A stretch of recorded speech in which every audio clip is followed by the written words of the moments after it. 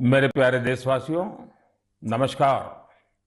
नए विषयों के साथ, नए प्रेरक उदाहरणों के साथ, नए नए संदेशों को समेटते हुए एक बार फिर मैं आपसे मन की बात करने आया हूं।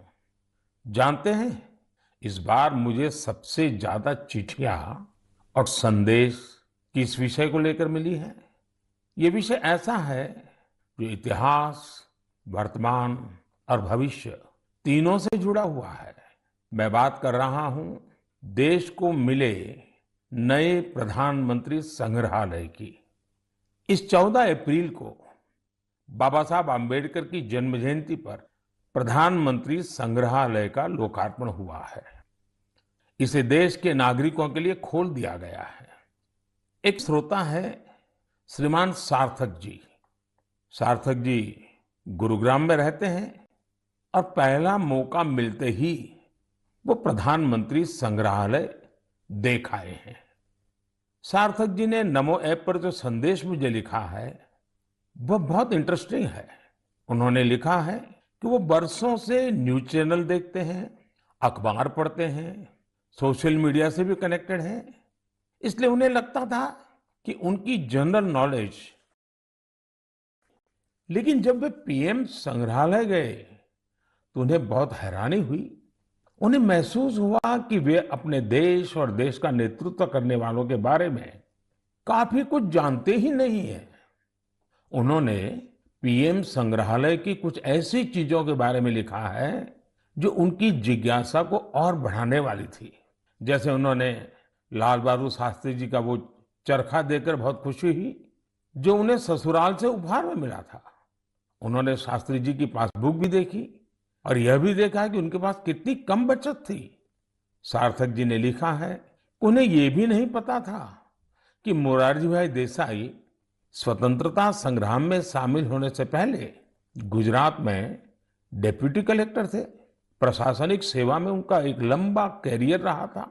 सार्थक जी चौधरी चरण सिंह जी के विषय में वो लिखते हैं कि उन्हें पता ही नहीं था कि जमींदारी उन्मूलन के क्षेत्र में चौधरी चरण सिंह जी का बहुत बड़ा योगदान था। इतना ही नहीं, वे आगे लिखते हैं, जब लैंड रिफॉर्म के विषय में वहां मैंने देखा कि श्रीमान PV Narasimha Rao ji land reform के काम में बहुत गहरी रुचि लेते थे। सार्थक जी को भी इस म्यूजियम में आकर ही पता चला कि चंद्रशेखर जी ने 4000 किलोमीटर से अधिक पैदल चलकर ऐतिहासिक भारत यात्रा की थी। उन्होंने जब संग्रहालय में उन चीजों को देखा जो अटल जी उपयोग करते थे, उनके भाषणों को सुना, तो वो गर्व से भर उठे थे। सार्थक जी ने यह भी बताया कि इस संग्रहालय में महात्मा गांधी, सरदार पटेल, डॉक्टर अंबेडकर, जयप्रकाश नारायण और हमारे प्रधानमंत्री पंडित जवाहरलाल नेहरू के बारे में भी बहुत ही रोचक जानकारियां हैं। साथियों, देश के प्रधानमंत्रियों के योगदान को याद करने के लिए आजादी के अमृत महोत्सव से अच्छा समय और क्या हो सकता है।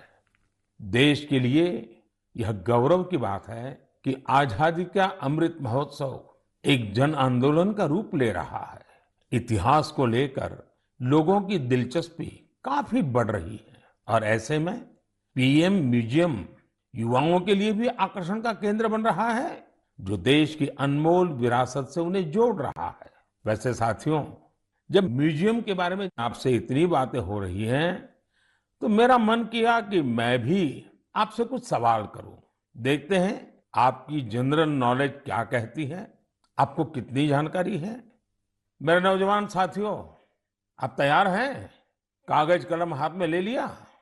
अभी मैं आपसे जो पूछने जा रहा हूं, आप उनके उत्तर नमो ऐप या सोशल मीडिया पर #म्यूजियम क्विज के साथ शेयर कर सकते हैं और जरूर करें। मेरा आपसे आग्रह है कि आप इन सभी सवालों का जवाब जरूर दें। इससे देश भर के लोगों में म्यूजियम को लेकर दिलचस्पी और बढ़ेगी। क्या आप जानते हैं कि देश के किस शहर में एक प्रसिद्ध रेल म्यूजियम है, जहां पिछले 45 वर्षों से लोगों को भारतीय रेल की विरासत देखने का मौका मिल रहा है? मैं आपको एक और क्लू देता हूं। आप यहाँ fairy queen, saloon of prince of Wales से लेकर फायरलेस टीम लोकोमोटिव ये भी देख सकते हैं। क्या आप जानते हैं कि मुंबई में वो कौन सा म्यूजियम है जहां हमें बहुत ही रोचक तरीके से करेंसी का इवोल्यूशन देखने को मिलता है?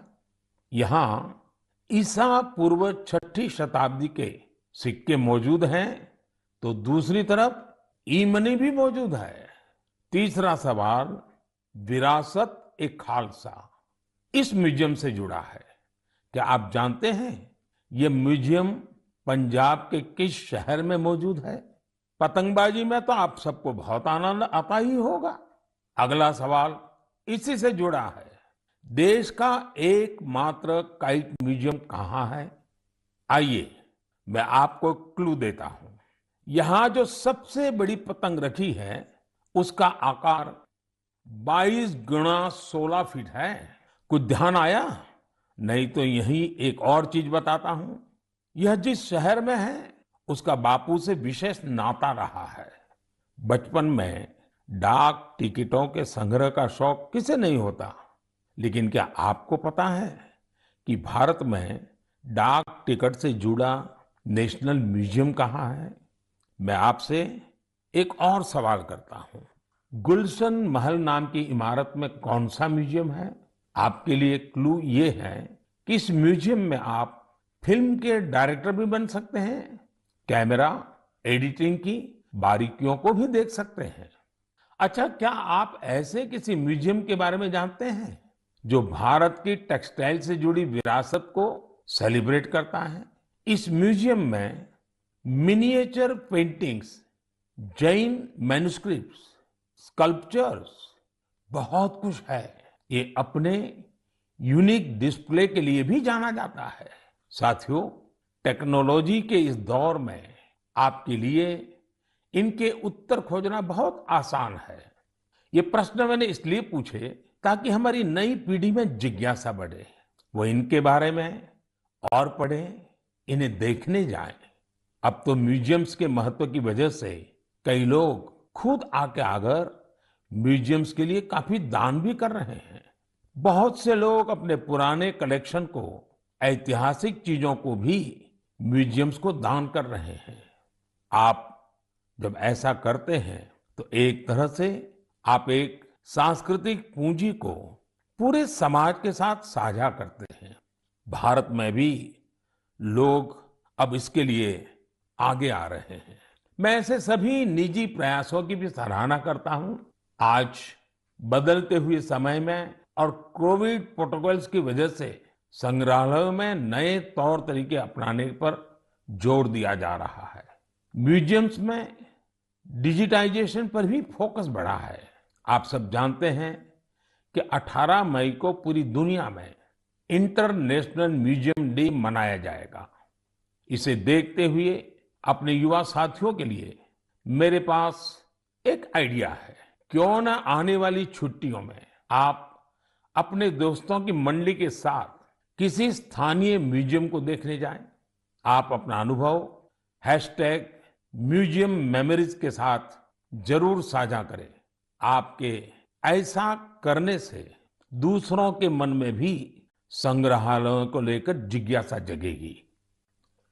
मेरे प्यारे देशवासियों, आप अपने जीवन में बहुत से संकल्प लेते होंगे, उन्हें पूरा करने के लिए परिश्रम भी करते होंगे साथियों। लेकिन हाल ही में मुझे एक ऐसे संकल्प के बारे में पता चला जो वाकई बहुत अलग था, बहुत अनोखा था। इसलिए मैंने सोचा कि इसे मन की बात के श्रोताओं को जरूर शेयर करूं। साथियों, क्या आप सोच सकते हैं कि कोई अपने घर से ये संकल्प लेकर निकले कि वो आज दिन भर पूरा शहर घूमेगा और एक भी पैसे का लेन देन कैश में नहीं करेगा, नकद में नहीं करेगा। है ना ये दिलचस्प संकल्प? दिल्ली की 2 बेटियां सागरिका और प्रेक्षा ने ऐसे ही कैशलेस डे आउट का एक्सपेरिमेंट किया। सागरिका और प्रेक्षा दिल्ली में जहां भी गई, उन्हें डिजिटल पेमेंट की सुविधा उपलब्ध हो गई। यूपीआई, क्यूआर कोड की वजह से उन्हें कैश निकालने की जरूरत ही नहीं पड़ी। यहाँ तक कि स्ट्रीट फूड और रेहड़ी पटरी की दुकानों पर भी ज्यादातर जगह उन्हें ऑनलाइन ट्रांजैक्शन की सुविधा मिली। साथियों, कोई सोच सकता है कि दिल्ली है, मेट्रो सिटी है, वहां ये सब होना आसान है। लेकिन अब ऐसा नहीं है कि यूपीआई का ये प्रसार केवल दिल्ली जैसे बड़े शहरों तक ही सीमित है। एक मैसेज मुझे गाजियाबाद से आनंदिता त्रिपाठी का भी मिला है। आनंदिता पिछले सप्ताह अपने पति के साथ नॉर्थ ईस्ट घूमने गई थी। उन्होंने असम से लेकर मेघालय और अरुणाचल प्रदेश के तवांग तक की अपनी यात्रा का अनुभव मुझे बताया। आपको भी ये जानकर सुखद हैरानी होगी कि कई दिन की इस यात्रा में दूर दराज इलाकों में भी उन्हें कैश निकालने की जरूरत ही नहीं पड़ी। जिन जगहों पर कुछ साल पहले तक इंटरनेट की अच्छी सुविधा भी नहीं थी, वहां भी अब यूपीआई से पेमेंट की सुविधा मौजूद है। सागरिका, प्रेक्षा और आनंदिता के अनुभवों को देखते हुए मैं आपसे भी आग्रह करूंगा कि कैशलेस डे आउट का एक्सपेरिमेंट करके देखें। जरूर करें। साथियों, पिछले कुछ सालों में भीम यूपीआई तेजी से हमारी इकोनॉमी और आदतों का हिस्सा बन गया है। अब तो छोटे छोटे शहरों में और ज्यादातर गांवों में भी लोग यूपीआई से ही लेन देन कर रहे हैं। डिजिटल इकोनॉमी से देश में एक कल्चर भी पैदा हो रहा है। गली नुक्कड़ की छोटी छोटी दुकानों में डिजिटल पेमेंट होने से उन्हें ज्यादा से ज्यादा ग्राहकों को सर्विस देना आसान हो गया है। उन्हें अब खुले पैसों की भी दिक्कत नहीं होती। आप भी यूपीआई की सुविधा को रोजमर्रा के जीवन में महसूस करते होंगे। कहीं भी गए, कैश ले जाने का, बैंक जाने का, एटीएम खोजने का झंझट ही खत्म। मोबाइल से ही सारे पेमेंट हो जाते हैं।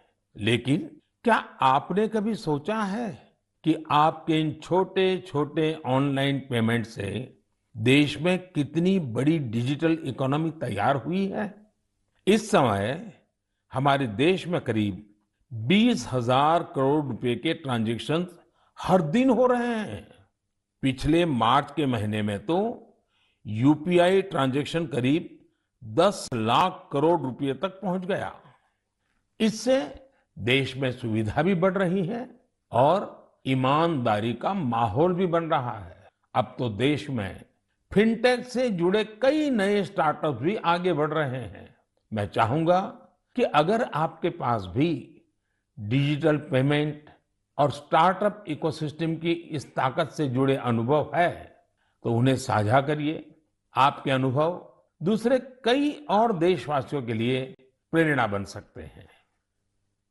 मेरे प्यारे देशवासियों, टेक्नोलॉजी की ताकत कैसे सामान्य लोगों का जीवन बदल रही है, ये हमें हमारे आसपास लगातार नजर आ रहा है। टेक्नोलॉजी ने एक और बड़ा काम किया है। ये काम है दिव्यांग साथियों की असाधारण क्षमताओं का लाभ देश और दुनिया को दिलाना। हमारे दिव्यांग भाई बहन क्या कर सकते हैं, ये हमने टोक्यो पैरालंपिक्स में देखा है।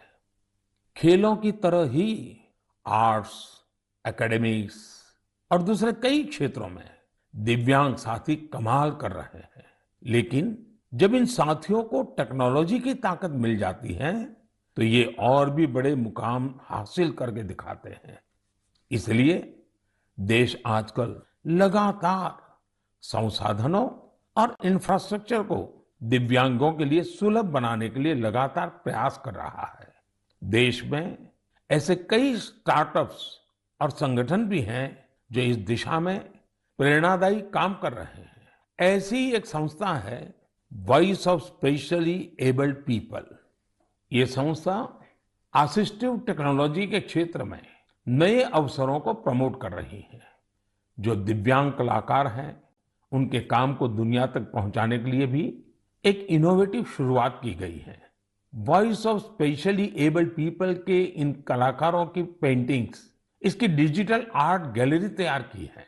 दिव्यांग साथी किस तरह असाधारण प्रतिभाओं के धनी होते हैं और उनके पास कितनी असाधारण क्षमताएं होती हैं, ये आर्ट गैलरी इसका एक उदाहरण है।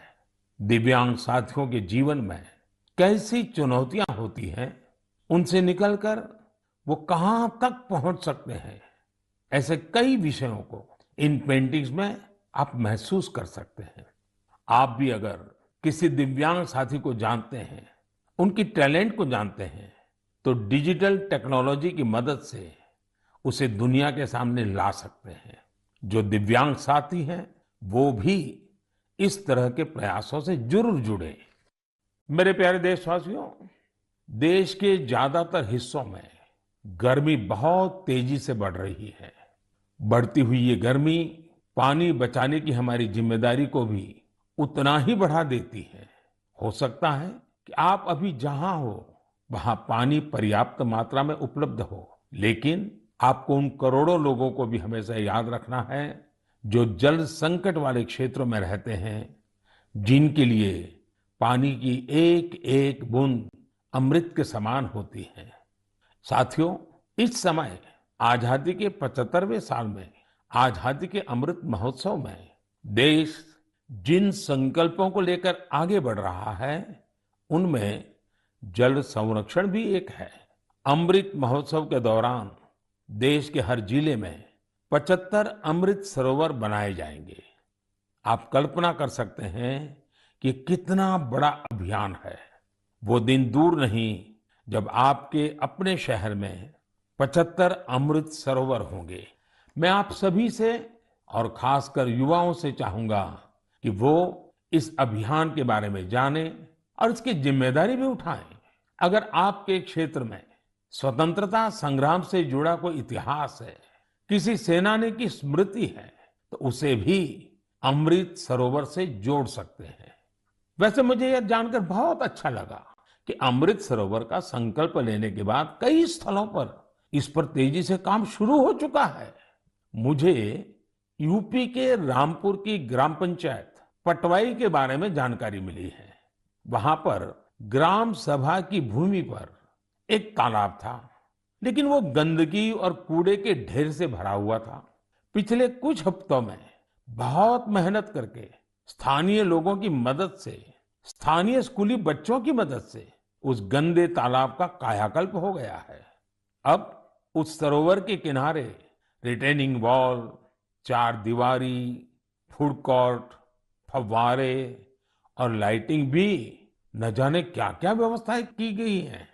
मैं रामपुर की पटवाई ग्राम पंचायत को, गांव के लोगों को, वहां के बच्चों को इस प्रयास के लिए बहुत बहुत बधाई देता हूं। साथियों, पानी की उपलब्धता और पानी की किल्लत ये किसी भी देश की प्रगति और गति को निर्धारित करते हैं। आपने भी गौर किया होगा कि मन की बात में मैं स्वच्छता जैसे विषयों के साथ ही बार बार जल संरक्षण की बात जरूर करता हूं। हमारे तो ग्रंथों में स्पष्ट रूप से कहा गया है, पानीयम परमम लोके जीवानाम जीवनम समृतम, अर्थात संसार में जल ही हर एक जीव के जीवन का आधार है और जल ही सबसे बड़ा संसाधन भी है। इसलिए तो हमारे पूर्वजों ने जल संरक्षण के लिए इतना जोर दिया। वेदों से लेकर पुराणों तक हर जगह पानी बचाने को, तालाब, सरोवर आदि बनवाने को मनुष्य का सामाजिक और आध्यात्मिक कर्तव्य बताया गया है। वाल्मीकि रामायण में जल स्रोतों को जोड़ने पर, जल संरक्षण पर विशेष जोर दिया गया है। इसी तरह इतिहास के स्टूडेंट जानते होंगे, सिंधु, सरस्वती और हड़प्पा सभ्यता के दौरान भी भारत में पानी को लेकर कितनी विकसित इंजीनियरिंग होती थी। प्राचीन काल में कई शहर में जल स्रोतों का आपस में इंटरकनेक्टेड सिस्टम होता था और ये वो समय था जब जनसंख्या उतनी नहीं थी, प्राकृतिक संसाधनों की किल्लत भी नहीं थी, एक प्रकार से विपुलता थी, फिर भी जल संरक्षण को लेकर तब जागरूकता बहुत ज्यादा थी। लेकिन आज स्थिति इसके उलट है। मेरा आप सभी से आग्रह है, आप अपने इलाके के ऐसे पुराने तालाबों, कुओं और सरोवरों के बारे में जानें। अमृत सरोवर अभियान की वजह से जल संरक्षण के साथ साथ आपके इलाके की पहचान भी बनेगी। इससे शहरों में, मोहल्लों में स्थानीय पर्यटन के स्थल भी विकसित होंगे। लोगों को घूमने फिरने की भी एक जगह मिलेगी। साथियों, जल से जुड़ा हर प्रयास हमारे कल से जुड़ा है। इसमें पूरे समाज की जिम्मेदारी होती है। इसके लिए सदियों से अलग अलग समाज, अलग अलग प्रयास लगातार करते आए हैं। जैसे कि कच्छ के रण की एक जनजाति मालधारी जल संरक्षण के लिए वृदास नाम का तरीका इस्तेमाल करती है। इसके तहत छोटे कुएं बनाए जाते हैं और उसके बचाव के लिए आसपास पेड़ पौधे लगाए जाते हैं। इसी तरह मध्य प्रदेश की भील जनजाति ने अपनी एक ऐतिहासिक परंपरा हलमा को जल संरक्षण के लिए इस्तेमाल किया। इस परंपरा के अंतर्गत इस जनजाति के लोग पानी से जुड़ी समस्याओं का उपाय ढूंढने के लिए एक जगह पर एकत्रित होते हैं। हलमा परंपरा से मिले सुझावों की वजह से इस क्षेत्र में पानी का संकट कम हुआ है और भूजल स्तर भी बढ़ रहा है। साथियों, ऐसे ही कर्तव्य का भाव अगर सबके मन में आ जाए तो जल संकट से जुड़ी बड़ी से बड़ी चुनौतियों का समाधान हो सकता है। आइए, आजादी के अमृत महोत्सव में हम जल संरक्षण और जीवन संरक्षण का संकल्प लें। हम बूंद बूंद जल बचाएंगे और हर एक जीवन बचाएंगे। मेरे प्यारे देशवासियों, आपने देखा होगा कि कुछ दिन पहले मैंने अपने युवा दोस्तों से, स्टूडेंट से परीक्षा पर चर्चा की थी। इस चर्चा के दौरान कुछ स्टूडेंट से कहा कि उन्हें एग्जाम में गणित से डर लगता है। इसी तरह की बात कई विद्यार्थियों ने मुझे अपने संदेश में भी भेजी थी। उस समय ही मैंने ये तय किया था कि गणित, मैथमेटिक्स पर मैं इस बार के मन की बात में जरूर चर्चा करूंगा। साथियों, गणित तो ऐसा विषय है जिसे लेकर हम भारतीयों को सबसे ज्यादा सहज होना चाहिए। आखिर गणित को लेकर पूरी दुनिया के लिए सबसे ज्यादा शोध और योगदान भारत के लोगों ने ही तो दिया है। शून्य यानी जीरो की खोज और उसके महत्व के बारे में आपने खूब सुना भी होगा। अक्सर आप ये भी सुनते होंगे कि अगर जीरो की खोज न होती तो शायद हम दुनिया की इतनी वैज्ञानिक प्रगति भी न देख पाते। कैलकुलस से लेकर कंप्यूटर्स तक ये सारे वैज्ञानिक आविष्कार जीरो पर ही तो आधारित हैं। भारत के गणितज्ञों और विद्वानों ने यहां तक लिखा है कि यत् किंचित वस्तु तत्सर्वम, यत् किंचित वस्तु तत्सर्वम गणितेन बिना नहीं, गणितेन बिना नहीं। अर्थात इस पूरे ब्रह्मांड में जो कुछ भी है वो सब कुछ गणित पर ही आधारित है। आप विज्ञान की पढ़ाई को याद करिए तो इसका मतलब आपको समझ आ जाएगा। विज्ञान का हर प्रिंसिपल एक मैथमेटिकल फॉर्मूला में ही तो व्यक्त किया जाता है। न्यूटन के लॉज हो, आइंस्टाइन का फेमस इक्वेशन, ब्रह्मांड से जुड़ा सारा विज्ञान एक गणित ही तो है। अब तो वैज्ञानिक भी थियरी ऑफ एवरीथिंग की चर्चा करते हैं, यानी एक ऐसा सिंगल फॉर्मूला जिससे ब्रह्मांड की हर चीज को अभिव्यक्त किया जा सके। गणित के सहारे वैज्ञानिक समझ के इतने विस्तार की कल्पना हमारे ऋषियों ने हमेशा से की है। हमने अगर शून्य का आविष्कार किया तो साथ ही अनंत यानी इन्फिनिट को भी एक्सप्रेस किया है। सामान्य बोलचाल में जब हम संख्याओं और नंबर्स की बात करते हैं तो मिलियन, बिलियन और ट्रिलियन तक बोलते और सोचते हैं, लेकिन वेदों में और भारतीय गणित में ये गणना बहुत आगे तक जाती है। हमारे यहाँ एक बहुत पुराना श्लोक प्रचलित है। एकम दशम शतम चैव सहस्त्रम अयुतम तथा लक्षम च न्यूतम चैव कोटि ही अर्बुदम एव च वृंदम खर्वो निखर्व च शंख पद्म च सागर अंत्यम मध्यम परार्ध च दश वृद्धा यथाक्रमम। इस श्लोक में संख्याओं का ऑर्डर बताया गया है, जैसे कि 1, 10, 100, हजार और अयूत, लाख, नियूत और कोटि यानी करोड़। इसी तरह ये संख्या जाती है शंख, पद्म और सागर तक। एक सागर का अर्थ होता है कि 10 की पावर 57। यही नहीं, इसके आगे भी ओग और महोग जैसी संख्याएं होती हैं। एक महोग होता है 10 की पावर 62 के बराबर, यानी एक के आगे 62 शून्य, 62 जीरो। हम इतनी बड़ी संख्या की कल्पना भी दिमाग में करते हैं तो मुश्किल होती है, लेकिन भारतीय गणित में इनका प्रयोग हजारों सालों से होता आ रहा है। अभी कुछ दिन पहले मुझसे इंटेल कंपनी के सीईओ मिले थे। उन्होंने मुझे एक पेंटिंग दी थी। उसमें भी वामन अवतार के जरिए गणना या माप की ऐसी ही एक भारतीय पद्धति का चित्रण किया गया था। इंटेल का नाम आया तो कंप्यूटर आपके दिमाग में अपने आप आ गया होगा। कंप्यूटर की भाषा में आपने बाइनरी सिस्टम के बारे में भी सुना होगा, लेकिन क्या आपको पता है कि हमारे देश में आचार्य पिंगला जैसे ऋषि हुए थे जिन्होंने बाइनरी की कल्पना की थी। इसी तरह आर्यभट्ट से लेकर के रामानुजन जैसे गणितज्ञों तक गणित के कितने ही सिद्धांतों पर हमारे यहाँ काम हुआ है। साथियों, हम भारतीयों के लिए गणित कभी मुश्किल विषय नहीं रहा। इसका एक बड़ा कारण हमारी वैदिक गणित भी है। आधुनिक काल में वैदिक गणित का श्रेय जाता है श्री भारती कृष्ण तीर्थ जी महाराज को।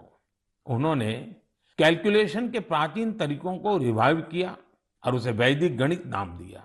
वैदिक गणित की सबसे खास बात यह थी कि इसके जरिए आप कठिन से कठिन गणनाएं पलक झपकते ही मन में ही कर सकते हैं। आजकल तो सोशल मीडिया पर वैदिक गणित सीखने और सिखाने वाले ऐसे कई युवाओं के वीडियोस भी आपने देखे होंगे। साथियों, आज मन की बात में वैदिक गणित सिखाने वाले एक ऐसे ही साथी हमारे साथ भी जुड़ रहे हैं। ये साथी हैं कोलकाता के गौरव टेकरीवाल जी, और वो पिछले 2-2.5 दशक से वैदिक मैथमेटिक इस मूवमेंट को बड़े समर्पित भाव से आगे बढ़ा रहे हैं। आइए उनसे ही कुछ बातें करते हैं। गौरव जी, नमस्ते। नमस्ते सर। मैंने सुना है कि आप वैदिक मैथ्स के लिए काफी रुचि रखते हैं, बहुत कुछ करते हैं। तो पहले तो मैं आपके विषय में कुछ जानना चाहूंगा और बाद में इस विषय में आपकी रुचि कैसे है, जरा मुझे बताइए। सर, मैं 20 साल पहले जब बिजनेस स्कूल के लिए अप्लाई कर रहा था तो उसकी कॉम्पिटिटिव एग्जाम होती थी जिसका नाम है कैट। उसमें बहुत सारे गणित के सवाल आते थे जिसको कम समय में करना पड़ता था। तो मेरी माँ ने मुझे एक बुक लाकर दिया जिसका नाम था वैदिक गणित। स्वामी श्री भारती कृष्ण तीर्थ जी महाराज ने वो बुक लिखी थी और उसमें उन्होंने 16 सूत्र दिए थे जिसमें गणित बहुत ही सरल और बहुत ही तेज हो जाता था। जब मैंने वो पढ़ा तो मुझे बहुत प्रेरणा मिली और फिर मेरी रुचि जागृत हुई मैथमेटिक्स में। मुझे समझ में आया कि ये सब्जेक्ट जो भारत की देन है, जो हमारी धरोहर है, उसको विश्व के कोने कोने में पहुंचाया जा सकता है।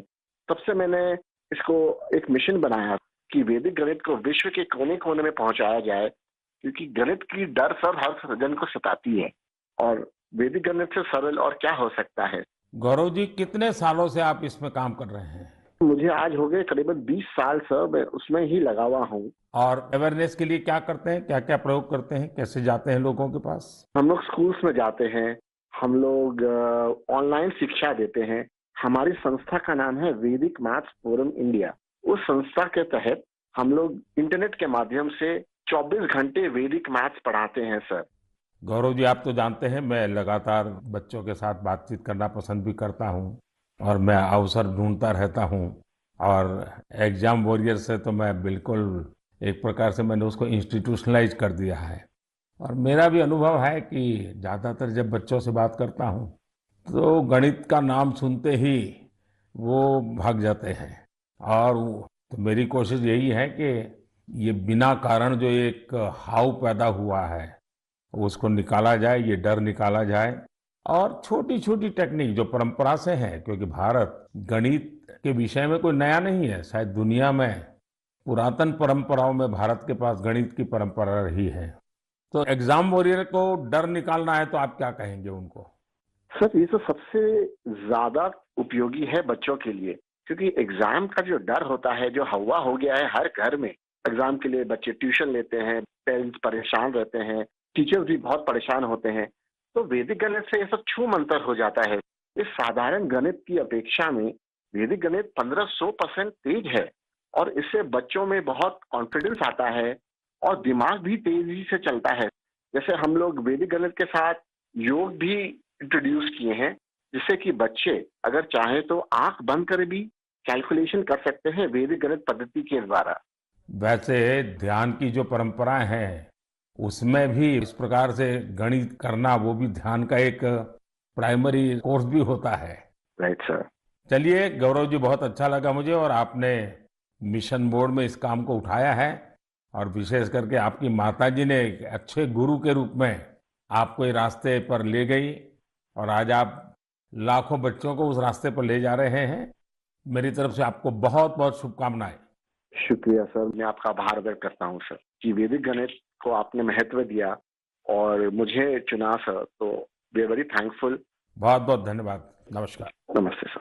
साथियों, गौरव जी ने बड़े अच्छे तरीके से बताया कि वैदिक गणित कैसे गणित को मुश्किल से मजेदार बना सकता है। यही नहीं, वैदिक गणित से आप बड़ी बड़ी साइंटिफिक प्रॉब्लम्स भी सॉल्व कर सकते हैं। मैं चाहूंगा सभी माता पिता अपने बच्चों को वैदिक गणित जरूर सिखाएं। इससे उनका कॉन्फिडेंस तो बढ़ेगा ही, उनके ब्रेन की एनालिटिकल पावर भी बढ़ेगी। और हाँ, गणित को लेकर कुछ बच्चों में जो भी थोड़ा बहुत डर होता है, वो डर भी पूरी तरह समाप्त हो जाएगा। मेरे प्यारे देशवासियों, मन की बात में आज म्यूजियम से लेकर मैथ तक कई ज्ञानवर्धक विषयों पर चर्चा हुई। ये सब विषय आप लोगों के सुझावों से ही मन की बात का हिस्सा बन जाते हैं। मुझे आप इसी तरह आगे भी अपने सुझाव नमो ऐप और माय गॉव के जरिए भेजते रहिए। आने वाले दिनों में देश में ईद का त्योहार भी आने वाला है। 3 मई को अक्षय तृतीया और भगवान परशुराम की जयंती भी मनाई जाएगी। कुछ दिन बाद ही वैशाख बुद्ध पूर्णिमा का पर्व भी आएगा। ये सभी त्योहार संयम, पवित्रता, दान और सौहार्द के पर्व हैं। आप सभी को इन पर्वों की अग्रिम शुभकामनाएं। इन पर्वों को खूब उल्लास और सौहार्द के साथ मनाइए। इन सब के बीच आपको कोरोना से भी सतर्क रहना है। मास्क लगाना, नियमित अंतराल पर हाथ धुलते रहना, बचाव के लिए जो भी जरूरी उपाय है आप उनका पालन करते रहें। अगली बार मन की बात में हम फिर मिलेंगे और आपके भेजे गए कुछ और नए विषयों पर चर्चा करेंगे। तब तक के लिए विदा लेते हैं। बहुत बहुत धन्यवाद। नमस्कार।